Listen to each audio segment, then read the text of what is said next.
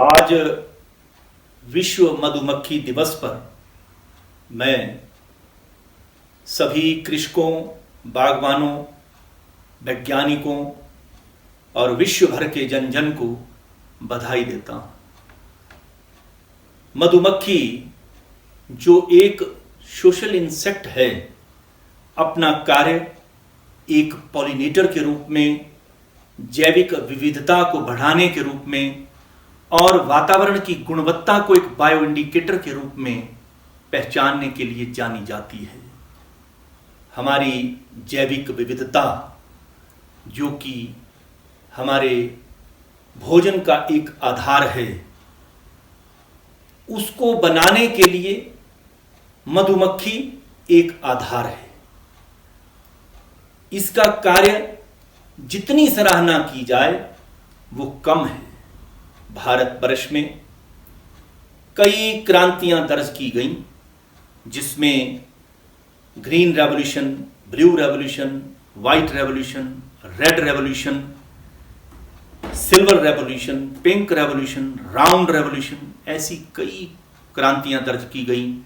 लेकिन शहद की क्रांति को गोल्डन रेवोल्यूशन के नाम से जाना गया, जो कि बदलाव 1991 से लेकर 2003 के बीच में आया। हाल ही में माननीय कृषि मंत्री जी श्री नरेंद्र सिंह तोमर जी ने मधुमक्खी पालन को किसानों की दुगनी आय करने की राह में एक अभिन्न हिस्सा बताया, और ये बिल्कुल सत्य है। इस दिशा में भारत सरकार ने आत्मनिर्भर भारत अभियान के तहत 500 करोड़ रुपया मुकर्रर किया। हम शहद में संसार के 5 अग्रणी उत्पादकों में गिने जाते रहे हैं। 2005 से 6 के बीच में से लेकर आज तक हमारा उत्पादन 242% और विदेशों के लिए निर्यात 265% बढ़ा है। अतः ये मधुमक्खी पालन वाकई ही हमारे फार्मर इनकम को दुगना करने में एक महत्वपूर्ण अंग है। नेशनल बी बोर्ड ने national beekeeping and honey mission के तहत 30 लाख फार्मर्स को ट्रेन किया। अभी अभी माननीय प्रधानमंत्री श्री नरेंद्र मोदी जी ने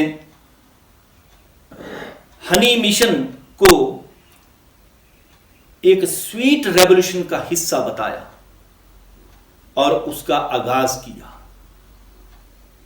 जिसके अंतर्गत कोई भी लघु एवं सीमांत किसान इसमें कार्य कर सकता है, इसे अपना सकता है। इसी तर्ज पर हिमाचल प्रदेश के मुख्यमंत्री जी ने मुख्यमंत्री मधु विकास योजना लागू की।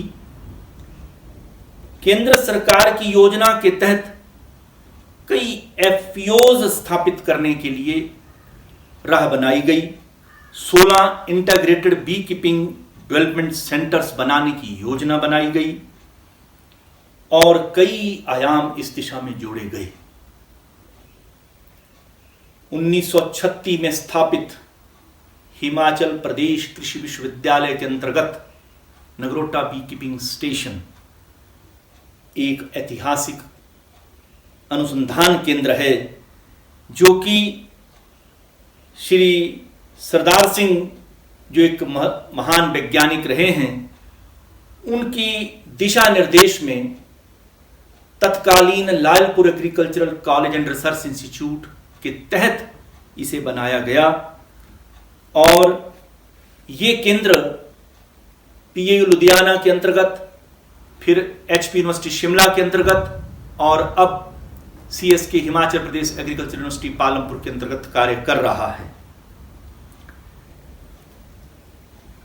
ये फार्म जो है एक bee heritage farm of the country के रूप में जाना जाएगा। 1964 से पहले इस फार्म पर एपिस सिराना नाम की मधुमक्खी, ये स्पीसीज जो है, इस पर कार्य होता रहा है। लेकिन उसके बाद 62 से 64 के बीच एक इंटरस्पेसिफिक क्वीन इंट्रोडक्शन टेक्निक के तहत एक यूरोपियन मधुमक्खी एपिस मेलिफेरा का इंट्रोडक्शन डॉक्टर ए.एस. अटवाल और डॉक्टर ओ.पी. शर्मा जी ने यहाँ किया। कई पैकेज ऑफ प्रैक्टिसेस तैयार की गई और कई कॉलोनीज इसकी बनाई गई। कई कॉलोनीज दूसरे राज्यों को, जैसे पंजाब, जम्मू कश्मीर, हिमाचल प्रदेश के दूसरे विभाग, एग्रीकल्चर, हॉर्टिकल्चर, सभी रिसर्च सेंटर्स और इवन दूसरे देशों में भूटान, ऐसे देशों को भी कॉलोनीज इसकी डिस्ट्रीब्यूट की गई। और सफलतापूर्वक इस एपिस मेलिफेरा ने आज तक काम किया है। जो गोल्डन रेवोल्यूशन की बात 1991 से लेकर 2003 में आई है, वो इसी एपिस मेलिफेरा की देन है। इसके अलावा हमारे माइग्रेटरी बी कीपर्स जो यहां से तराई एरिया में जाते रहे हैं, उसमें भी दूसरे राज्यों के कई बी कीपर आकर्षित हुए हैं। और अगर ऐतिहासिक तौर पर कहूं तो शुरू में एपिस मेलिफेरा की 8 कॉलोनीज बनाई गई थी, जो कि 4 फार्मर फैमिलीज को 1973 में दी। आज 1 लाख कॉलोनीज जो है वो स्थापित की जा चुकी हैं, जिसमें 2365 किसान बी कीपर्स इसमें कार्य कर रहे हैं और 2125 जो हैं इसमें माइग्रेटरी टेक्नोलॉजी को अपनाते हैं। हमने हाल ही में जो एक वेबिनार किया है, उसमें doctor S K. Malhotra ji, agriculture production commissioner, government of India, उनके दिशा निर्देश में हमें बहुत सहायता इस केंद्र के लिए मिलती रही है। नेशनल बी बोर्ड से भी हमें सहायता मिली है और कई चैलेंजेस इस केंद्र ने स्वीकार किए हैं, जिसमें न्यूक्लियस स्टॉक प्रोडक्शन प्रमुख है, wasp protection, quality based and mass production of quality queens, beehive modification, migration technology, जिसमें हम रीजन स्पेसिफिक माइग्रेशन टेक्नोलॉजी को स्थापित करेंगे, वो उस कार्य में, उस राह में हम कार्यरत हैं। इस चैलेंज को हमने स्वीकार किया है। हिमाचल प्रदेश ऑर्गेनिक और नेचुरल फार्मिंग की ओर बहुत तेजी से बढ़ रहा है और इसमें अन्य राज्यों से अग्रणी भी है। इसे देखते हुए हम good quality queen in diverse and pesticide free areas, जिसको हम कहते हैं, उसमें पैदा कर सकते हैं। ऑर्गेनिक और नेचुरल हनी पैदा कर सकते हैं। ये एक नया आयाम होगा। पेस्टिसाइड्स का स्प्रे हमें अच्छी क्वीन प्राप्त नहीं होने देता, उसमें बहुत मुश्किलात आती है, उसकी क्वालिटी घटती है, गुणवत्ता घटती है।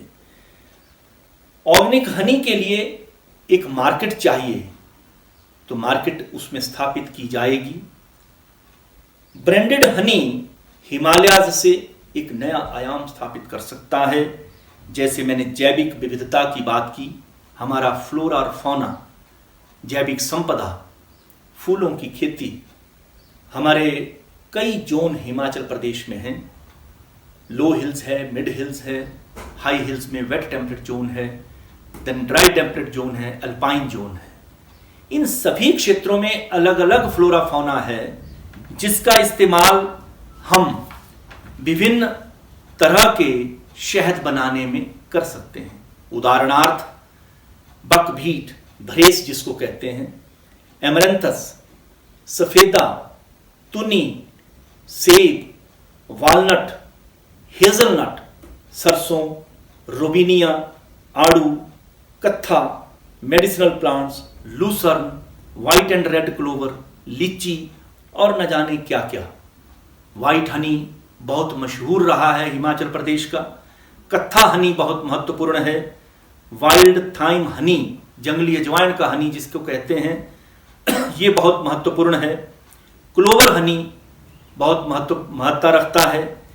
इसके अलावा इन सभी शहदों के लिए हम जीआई इंडिकेटर लेवल जो है वो स्थापित कर सकते हैं और उस दिशा में हमने काम करना शुरू कर दिया है। हमने एक जीआई टास्क फोर्स बनाई है जिसमें सर्वप्रथम हम चंबा का व्हाइट हनी इस दिशा में लेंगे और इसका जीआई लेने के लिए भरसक प्रयत्न करेंगे। हिमाचल प्रदेश कृषि विश्वविद्यालय के इस ऐतिहासिक नगरोटा फार्म के साथ 3000 फार्म फैमिलीज इस वक्त जुड़ी हुई हैं। कई महत्वपूर्ण किसान ऐसे हैं जिनके पास 500 और 500 से अधिक बॉक्सेस उनके पास हैं मधुमक्खी के, जिसमें से कुछ नाम मैं लूंगा। कांगड़ा से प्रभात, भगवान दास, सतीश कुमार, विनोद कुमार, सुरेंद्र, सुभाष, और उन्ना गगरेट से अरुण, और उन्ना बंगाना से दौलतराम, और लाहौल स्पीति से राजकुमार। ये प्रमुख हैं जो कि 500 और 500 के आसपास इनके पास बॉक्सेस हैं और दूसरों को भी प्रोड्यूस करके ये मधुमक्खी की कॉलोनियां देते हैं। हमारे प्रदेश के लाहौल स्पीति, पांगी, भरमौर, किन्नौर, चंबा, सलूनी और कई ऐसे महत्वपूर्ण क्षेत्र जहां पर ऑफ सीजन में फूलों की खेती होती है, वहां पर दूसरे प्रदेशों से भी कॉलोनीज लेकर के हमारे बी कीपर्स आते हैं। हमें बहुत खुशी है कि यहाँ आकर के उसका दोहन किया जाता है और अच्छी गुणवत्ता वाला शहद यहाँ से लेकर जाते हैं।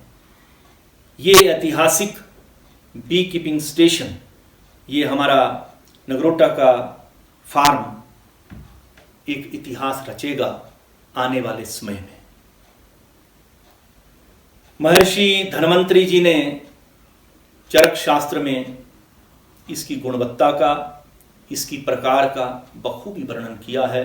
उदाहरणार्थ मैं एक श्लोक इसमें से कहूंगा। माक्षिकम तैलवर्णम स्यात् क्षौद्रम तु कपिलम भवेत, पौत्तिकम घृतवर्णम तु श्वेतम भ्राम्रमुच्यते, आपीतवर्णम छात्राख्यम पिंगलम चार्घनामकम, औदालम स्वर्ण सदृशम दालम च पाटनम समृतम। माक्षिक मधु तेल के समान, क्षौत्र मधु कपिल वर्ण का, पौत्तिक मधु घी के समान, ब्राह्मण मधु श्वेत वर्ण का, छात्र मधु ईशत पीत वर्ण का, आर्घ्य मधु पिंगल वर्ण का, और दालक मधु स्वर्ण के समान तथा दाल मधु गुलाबी रंग का होता है।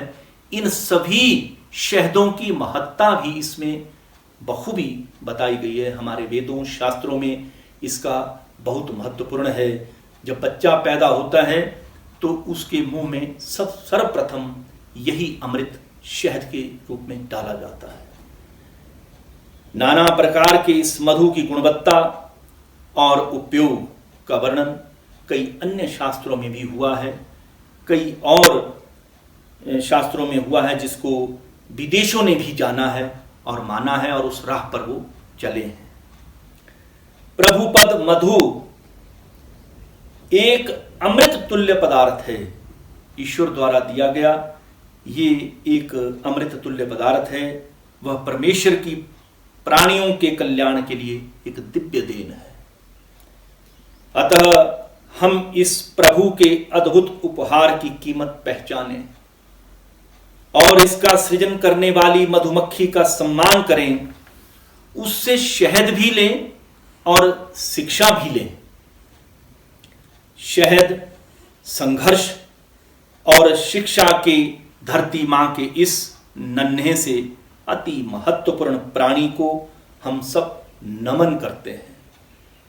आओ हम नगरोटा मधुमक्खी अनुसंधान केंद्र को भारत का मधुमक्खी विरासत फार्म केंद्र के रूप में उभारें, ताकि हर वर्ष हम इस समारोह को आजादी का अमृत महोत्सव मनाएं। जय हिंद, जय हिमाचल।